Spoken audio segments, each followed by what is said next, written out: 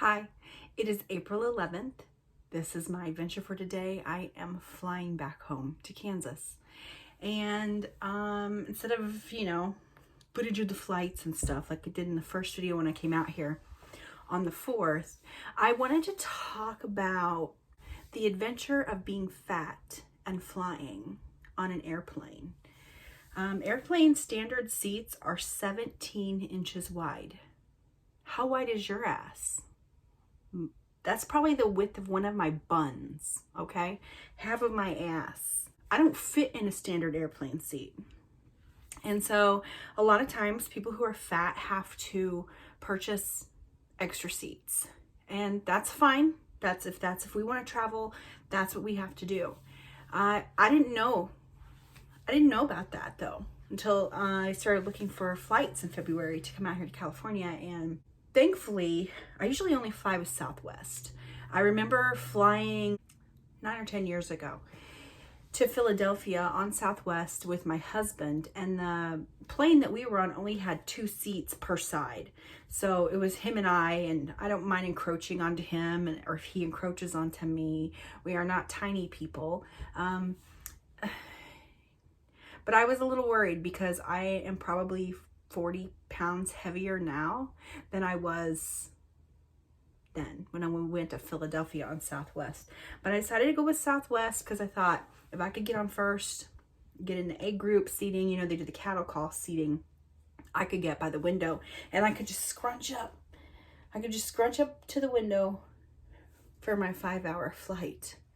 That would have never worked. So there are a couple of ways to go about flying while fat and being comfortable, and anybody who's sitting next to you, to keep them comfortable as well. You can buy an extra seat. If you happen to book on Southwest, you can book 2 seats and you just call one an XS seat, extra seat, and you can actually have that comped back to you. You can get that refunded back to you several weeks after your flight. I also read that Southwest has a passenger of size policy in which they will give you a complimentary seat. So that is what I did. So here's the situation. Here's what Cassie did.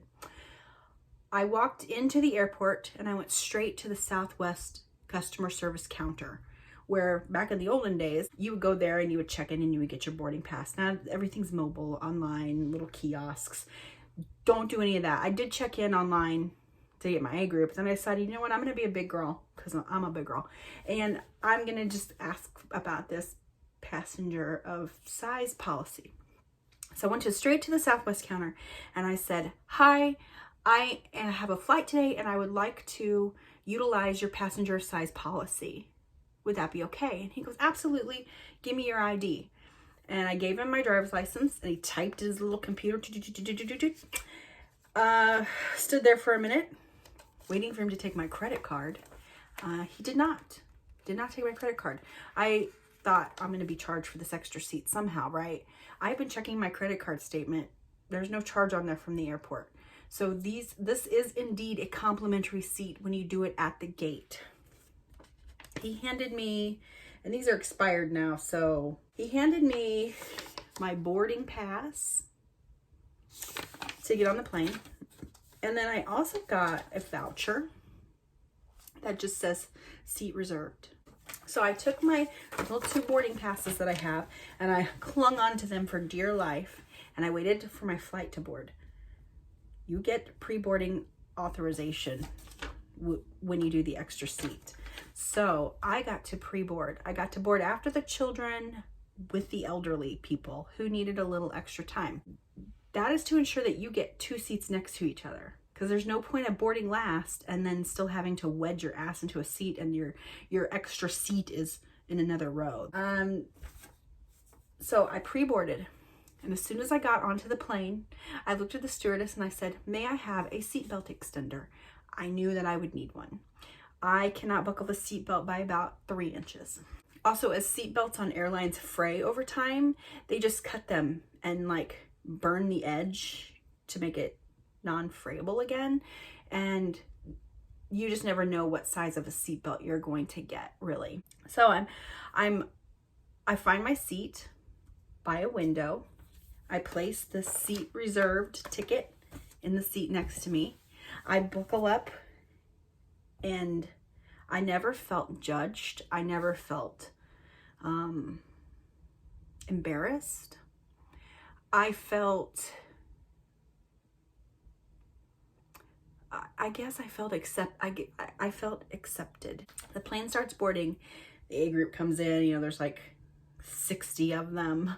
The B group comes in, and eventually a man says, "Do you mind if I sit here?" And the third seats were 3 seats in the row, and I was like, "Oh, not at all." And he had hard hat and a jacket and his carry-on and another carry-on that went above. And I said, "Hey, I have this extra seat reserved if you want to store anything underneath the seat in front of you." And he was like, so you bought 2 seats? I'm like, technically, yeah, I bought 2 seats. I just didn't want anyone to be uncomfortable sitting next to me, and I wanted to be comfortable since it's a long flight. He was like, that's really cool. I'm really glad Southwest can do that for you. The whole time the stewardess are coming over, flight is 100% full. It wasn't. There were other empty seats. There weren't a lot, but there were other empty seats. We flew out of Kansas City. We landed at LAX, where I just stayed on the plane, and they boarded passengers to come to San Jose from there. So he unboarded, and then when the new boarding started, again, the stewardesses were like, "This flight is 100% full. We will need every seat. If you have a lap child, they need to be on your lap." And I'm just like feeling a little guilty. Like, what if I bump somebody? The flight was not full. There were 4 other empty seats. I did feel bad because a man did sit next to me. His wife sat in front of him. No big deal. And the other group starts coming in, and the lady's like, "Can I sit there? Is that seat taken?" I was like, "Actually, I purchased the seat as well. And I'm sorry, you can't sit here." And she was just like, she found a seat. She was fine. As I'm flying to San Jose, and I'm trying to let go of that guilt because I'm a people pleaser. I was just like, you know what? No, I deserve to be comfortable. She deserves to be comfortable too. She was not going to be comfortable next to me and this big, huge, handsome Desi Arnaz sitting at the end of my row. So I let go of the guilt. That's hard for me to do. I'm hoping that when I get to the airport that I can do the same thing to get home. I do have a layover in Austin, and hopefully they will just give me 1 seat reserved boarding pass that gets me back to Kansas City, and I can just use it on both planes because I actually do have to get off in Austin and board a different plane. A little nervous about that. That's a vlog for another time, as I like to say. That is on Flying While Fat. Southwest has the best policy. I was reading that they're the ones to go with. I'm thankful that it was a complimentary seat. I would have paid for it, but I would have also hounded them greatly for my refund. I paid, I paid a lot of money to come out here, so. And to know that it didn't inconvenience anyone. Now, I hope that on a Monday, there aren't a whole lot of people flying to Austin on a Monday. I chose to fly on Mondays because the flights were a little bit cheaper. And I didn't think maybe the airports would be as busy. And so far, that's working out for me. Because KCI was a breeze and San Jose's airport was a breeze. So let's hope for a repeat of that today. So that's I don't know, sage advice if you're fat and you're thinking of flying. I have some friends who I think are average size who would struggle in regular airplane seats. If I could have afforded it, I would have treated myself to an airline that had perhaps first class seating taken out here. That's just not in my budget. So shout out to Southwest. Thank you for your passenger of size policy.